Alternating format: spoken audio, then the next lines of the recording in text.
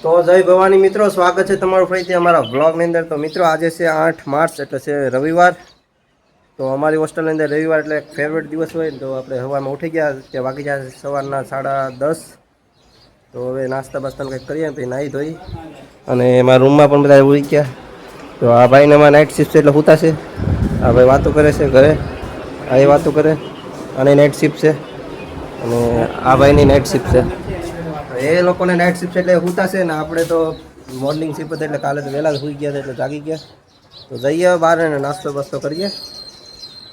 તો આજે રવિવાર છે એટલે આપણે લોંગ વ્લોગ બનાવવાનો છે.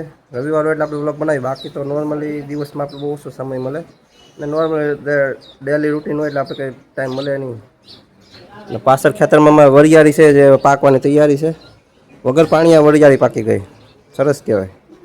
રૂમ છે ને આપણા રૂમની જોવા છોકરાની હોસ્ટેલ અને છોકરાનો રૂમ ને એટલે આવી ચાલે જો આમ કપડા ધો. અમારા હોસ્ટેલનો પહેલો માળ છે ને આ પહેલી લોબી.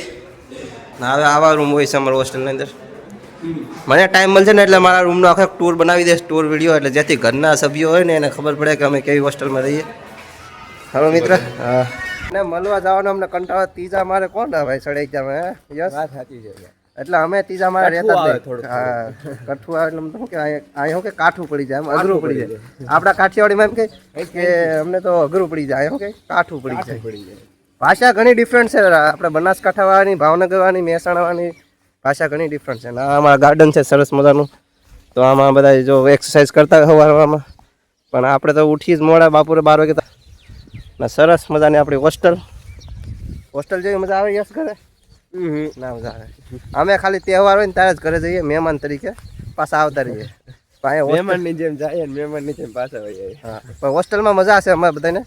ઘણા ભાઈ અમને હોસ્ટેલ મૂકીને જતા રહ્યા ને બહાર રૂમમાં, પણ એ ખાસ કરીને જે મારા બીજા ભાઈબંધો જ્યાં પેલા વ્લોગમાં આવતા હોય નહીં આવતા, તમને કહેજો ભાઈ હોસ્ટેલ જેવી મજા નહીં આવે. ભલે તમે રૂમ રાખીને રહેતા હોય પણ હોસ્ટેલ તો હોસ્ટેલ છે. તો આપણે બહાર આવીને ચા લઈ લીધી છે અને થોડાક પડીકા લઈ લીધા છે. તો સવારમાં તો એટલું બધું ભાવશે નહીં, કેમ કે હજી ઘરેથી નાસ્તો પણ લાડ બધા લાવ્યા છે. અહીંયા શું કહે છે પડીકા કહે છે, આપણે શું કહીએ બબલા. આપણે બબલા કહીએ. આપણે ગામડામાં એમ કે જાઓ દુકાનેથી બબલા લઈ આવો, અહીંયા એમ કે પડીકા લઈ આવો. ડિફરન્ટ તો છે ભાઈ.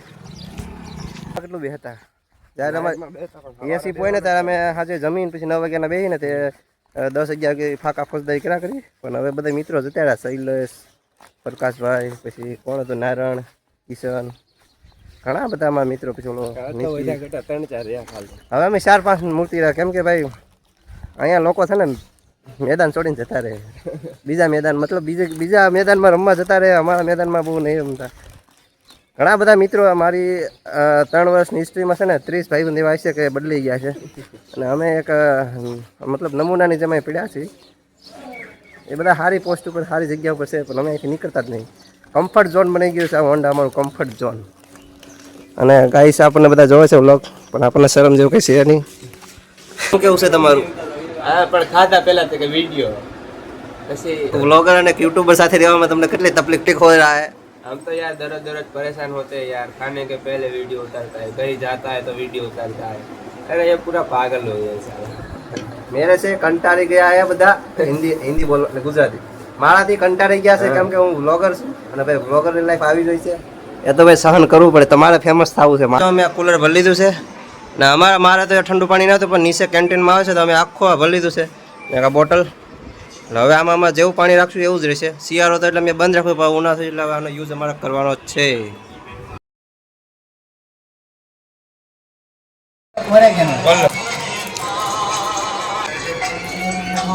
6:30 અને આપણી ટીમ નીકળી ગઈ છે અને હું તો બાંધી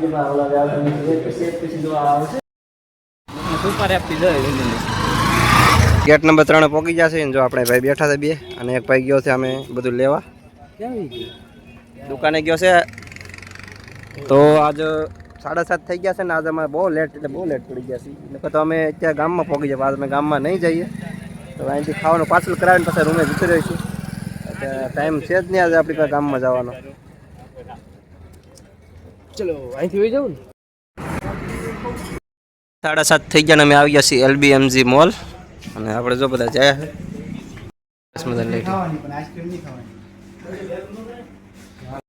શું લીધું ભાઈ?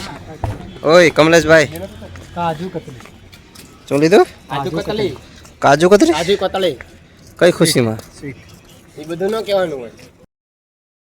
ઇન્ડિયાની ફાઇનલ મેચ એટલે જો બધા ગાર્ડનમાં બેઠા બેઠા મેસું જોવે છે અને બધા બૂમું પાડે છે. એક એક જેમ જેમ વિકેટ જાય છે ને એમ એમ બૂમું પાડે છે. હમણાં વિકેટ નહીં ગઈ પણ જો હમણાં વિકેટ જાય ને આગળ ન્યુઝીલેન્ડ વાળાની એટલે એવી એવી બૂમું પાડે ને કે આમ એમ થાય કે આમ શું થયું છે. હોસ્ટેલમાં તો ભાઈ કેટલા લોકો એકા રહેતા જોવા જોવા જોવા જોવા હા ઇન્ડિયા જ્યારે વિકેટ જાય હા મોસે હોસ્ટેલની એટલે હોસ્ટેલમાં ભાઈ છે ને ક્રિકેટનો ક્રેઝ અલગ જ છે ને એમાં પછી આજ ફાઇનલ છે એટલે ફાઇનલનો તો તમને ખબર જ છે કેવો ક્રેઝ હોય. જોવા અહીંયા જોવા જ્યાં જોવે ને એટલા બધા મોબાઈલમાં બધા છે ને એટલે ક્રિકેટનો ફાઇનલ જ જોવે છે. ખતરનાક ક્રેઝ છે ભાઈ ક્રિકેટનો. ગામમાંથી સીધા રૂમે અને રૂમે જો કમલેશભાઈ આગળ છે અને આજે તો ક્રિકેટ છે એટલે ભાઈ ક્રેઝ છે જોરદાર. તો આ આપણો રૂમ અને આપણે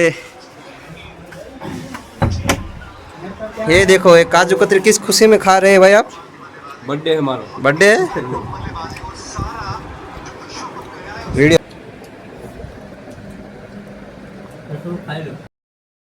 बुमराह ની આવી ગઈ છે ઓવર. પેલા દડે જ વિકેટ બુમરાહે પેલા દડે જ વિકેટ લીધી.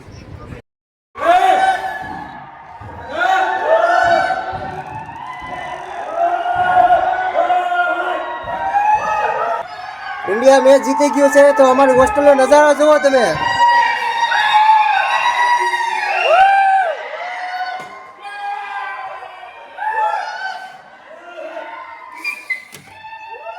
ઇન્ડિયા આજે છે ફાઇનલ T20 વર્લ્ડ કપ જીતી ગયું છે અને 96 રનથી જીત્યું છે લગભગ.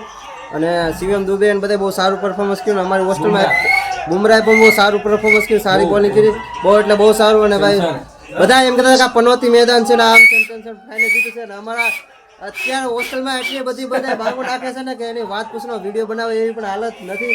પણ જો અમે વિડીયો માટે જતા હવે અમે સુઈ જશું. અમારા સવારે મોર્નિંગ શિફ્ટ છે. હજી અમારા ભાઈ તો હાઇલાઇટ જોવે છે. હજી મતલબ ઇનામ વિતરણ થાય ત્યાં સુધી ટ્રોફી જાવ નહીં આવે ત્યાં સુધી કેમ કે અમે ક્રિકેટ લવર છે ભાઈ.